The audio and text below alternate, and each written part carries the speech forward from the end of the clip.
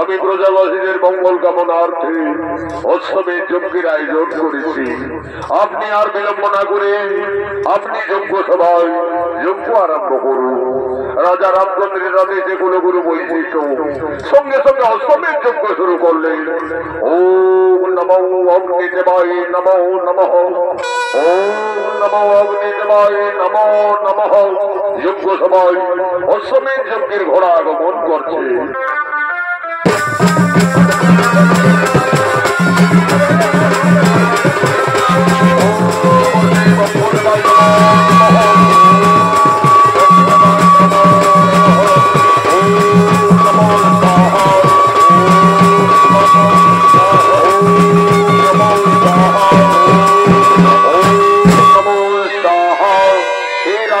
রামচন্দ্র আমাদের অশ্বমেধ যজ্ঞ প্রায় সমাপনের মুখে, আর বিলম্ব না করে এই অশ্বমেধ যজ্ঞের ঘোড়ার কপালে সন্ন্যাস করে লিপিবদ্ধ করুন।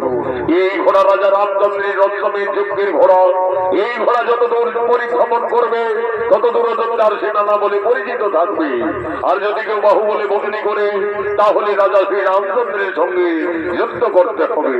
কুলগুরু বৈশিষ্ট্যের আদেশে রাজা রামচন্দ্র অশ্বমেধ যজ্ঞের ঘোড়ার কপালে লিপিবদ্ধ করিলেন। ঘোড়া যজ্ঞস্থল থেকে যাচ্ছে, ঘোড়ার পিছনে পিছনে অযোধ্যার সমস্ত সেনারা যেতে লাগলেন।